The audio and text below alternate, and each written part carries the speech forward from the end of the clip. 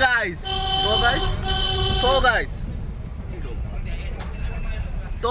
এটোৱে ভাল হ'ব। তো guys welcome to another blog. আৰু আজি আমি গৈ আছোঁ উমানন্দ, আৰু উমানন্দত গৈ আজি লক্ষী পূজাৰ দিন, এটা ভাল পবিত্ৰ দিন। এইকাৰণে আমি গৈ আছোঁ উমানন্দত, গৈ পূজা উজা কৰিম, অলপ ঘূৰিম পকিম চাম। আৰু তাইতো আগতে যোৱা নাই, এইবাৰ ফাৰ্ষ্ট গৈ আছে, বহুত এক্সাইটেড তাই। 5 গৈ আছোঁ আৰু তাই আজি পূজা দিব, কাৰণ ঘৰত যোৱা নাই। লক্ষী পূজাৰ দিন ইয়াতে আছে, মন বেয়া হৈ আছিলে, তো কললা উমানন্দৰ পৰা ঘূৰি আহোঁ। তো গাইজ বলক ভিডিঅ'টো আৰম্ভ কৰতা হে।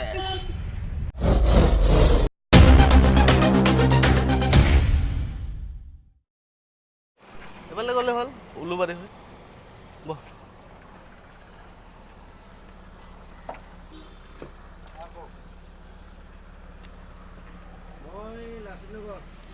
চুটকি বজাই আমি গুচি যাওঁ।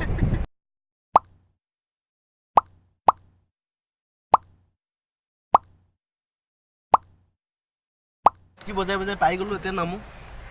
এখন হৈছে উমানন্দ ঘাট, উজান বজাৰত আছে, আপোনালোকে জানেই। আৰু ওচৰতে আমাৰ টিকেট কাউণ্টাৰ আছে, তাৰ পৰা টিকেট ল'ব লাগিব আপোনালোকে। ইয়াতে 20 টকা অহা যোৱাৰ কাৰণে লোৱা হয়।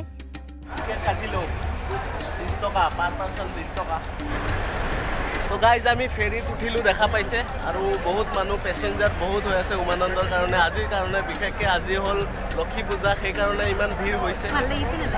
বহুত ৰদ দি আছে, তাই একদম মানে বোৱাৰী হৈ গ'ল। যে আপোনালোকে দেখা পাইছে, এইখনে হ'ল উমানন্দ। তো আমি ইয়াৰ পৰা তালৈ যাম।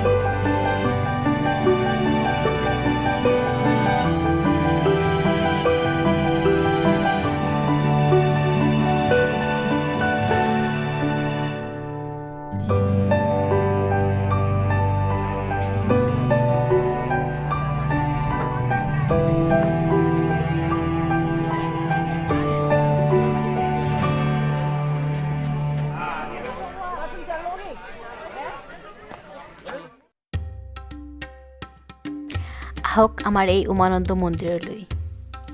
এই মন্দিৰখন আহোম ৰজা গদাধৰ সিংহৰ দ্বাৰা নিৰ্মিত হৈছিল, আৰু তেওঁ আছিল এজন শিৱভক্ত আছিল, যাৰ কাৰণে তেওঁ এই মন্দিৰখন নিৰ্মাণ কৰাইছিল।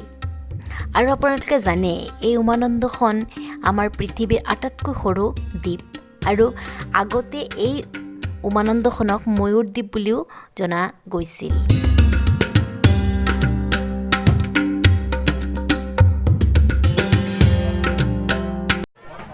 তো ফাইনেলি আমি উমানন্দত পাইগিৰিতে আহিছোঁ। চিৰি উঠি উঠি উঠি উঠি ভাগৰি গৈছোঁ। ইতিমধ্যে আপোনালোকে গম পাইছে, ৰজা গদাধৰ সিংহৰ দ্বাৰা এই মন্দিৰৰ নিৰ্মাণ হৈছিল। তেওঁৰ আদেশত বাৰ নাহন্দিকৈয়ে 1694 খ্ৰীষ্টাব্দত উমানন্দৰ এই মন্দিৰখন নিৰ্মাণ কৰাইছিল। কিন্তু দুৰ্ভাগ্যবশতঃ 1897 চনত এক ভয়াৱহ ভূমিকম্পৰ ফলত মূল মন্দিৰখনৰ বহুতো ক্ষতিগ্ৰস্ত হৈছিল। কিছুদিনৰ পিছত এগৰাকী ধনী ব্যৱসায়ীয়ে পুনৰ এই মন্দিৰখনৰ নিৰ্মাণ কৰাইছিল।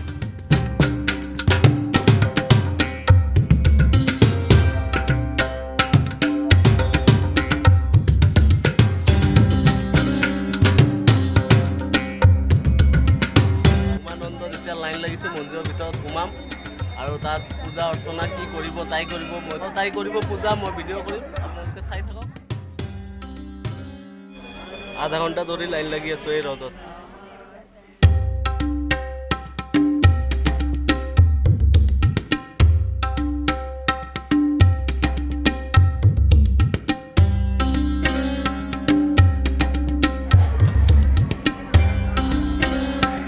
পূজা কৰি আহিলোঁ, আৰু এতিয়া মন্দিৰৰ বাহিৰত আছোঁ। মন্দিৰৰ ভিতৰত ভিডিঅ' কৰা এলাউড নাছিলে, সেইকাৰণে কৰা নাই। আৰু আপোনালোকে আহি চাব।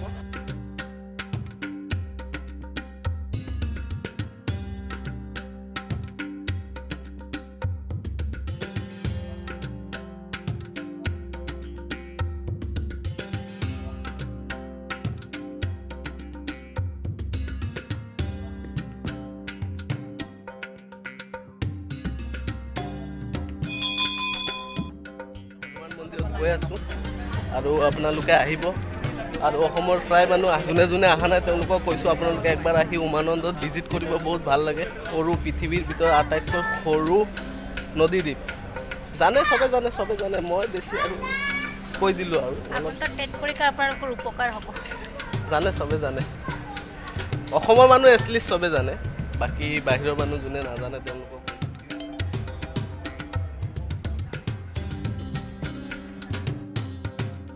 এই ৰাস্তা দি গৈ আছোঁ ক'ত গৈ আছোঁ আমি নিজে নাজানো ক'ত যাম প্লাষ্টিক নিষিদ্ধ এলেকা ঠিক শিলৰ ওপৰত নবহিব নদীৰ কাষলৈ নাযাব ব্ৰহ্মপুত্ৰৰ কোৱাল সৈতে আপোনাক ডুবাই নি মৃত্যুৰ মুখত পেলাব পাৰে এইলে সাৱধান মানে শিলত নবহিব ব্ৰহ্মপুত্ৰত লৈ যাব অজান দেশলৈ লৈ যাব আপোনাক যদি যাব বিচাৰে যাব পাৰে কোনো যোৱাৰ টাইমত তেনেকৈ যাব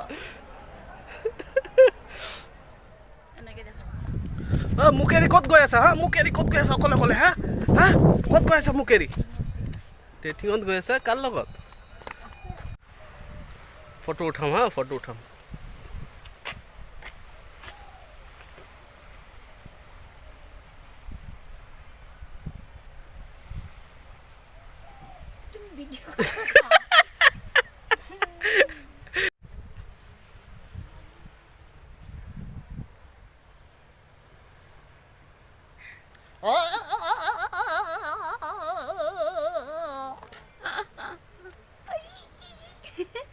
সেই যোনটো ৰাস্তা আছে এইফালেদি আহিলোঁ এটা মানুহ নাই ৰাস্তাত মানুহৰ ঘৰত আহি গ'লোঁ বোলে এইফালে যাওঁ কি বন্ধ নকৰিলেও হ'ব কি আছে যাই থাকা না কি হ'ল আমি বোলে ৰাস্তা ভটকি গ'লোঁ কোনফালৰ পৰা আমি আহিলোঁ নিজে গ'ম কাহা মানছে কা ঘৰ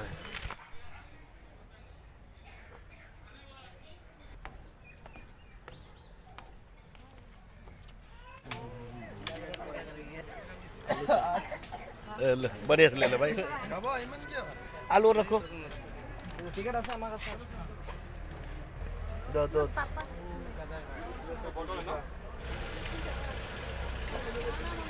তো গাইস এতিয়া আমি টাটা বাই বাই হৈ যাম বলক গুৱাহাটীত গৈ লগ পাম টাউনত तो चेहरा हो गया कैसे काला काला